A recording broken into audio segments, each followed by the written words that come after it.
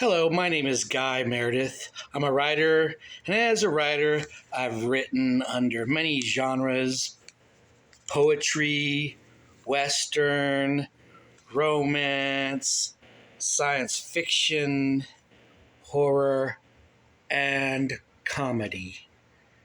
And as a comedy writer, I've had to learn how to write jokes. I guess you could call me a stand-up writer. Here's a sample of my jokes. Have you ever been watching TV? You're watching Three's Company, Jack's lusting after Chrissy, or you're laughing. Suddenly they show a commercial about feeding people in Ethiopia that are starving. Have you ever noticed how that commercial can turn your day into one gigantic bout of suicidal depression? You're sitting there ready for half an hour of laughter and escaping the cold, cruel world. After one of your boss's 24-hour shifts, you didn't have lunch, you're balancing a giant bowl of buttered popcorn and cherry Kool-Aid. You're licking your lips saying, finally a moment where I don't have to care about somebody else's needs. You turn on the television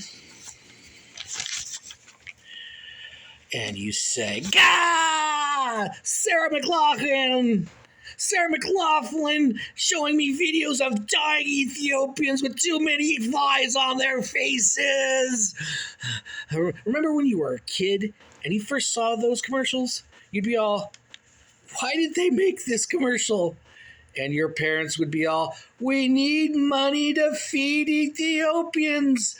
They're starving. And you say, then why are their stomachs so big?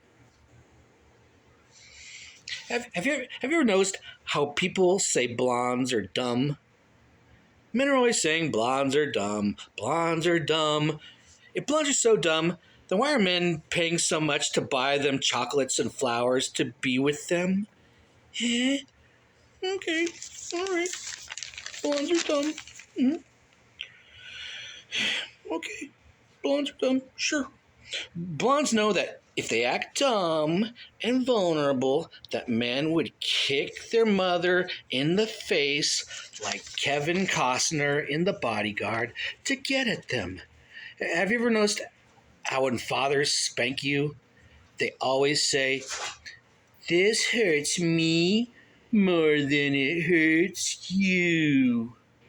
My father was an ex-Marine who used to yell at the drop of a hat.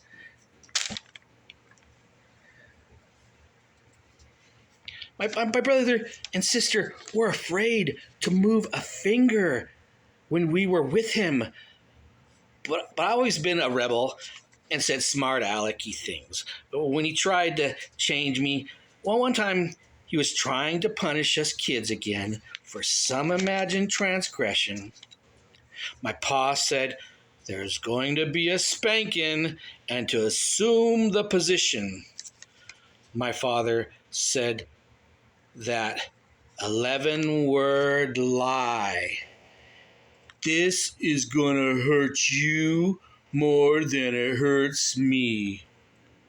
I said, get down on my knee and we'll test that theory. My brother's an alcoholic who always gets the girl because girls like bad guys. One time I was going to date a woman I knew, and my brother went out with her instead of me, even though I told her that he talked behind her back and said that her boobs were too small and he was going to squeeze every penny she had out of the woman, and said she wasn't sexually attractive. After my brother did that to me, he still wanted to come to yell at me to give him 40-ouncer money every night. He thinks he thinks he's the center of the universe just because the room's always spinning around him.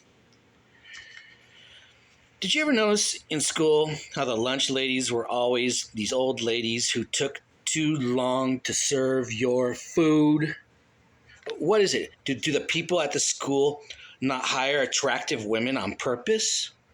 When they hire lunch ladies, are they saying, "I'm sorry, Miss LaGroin, your credentials are impeccable.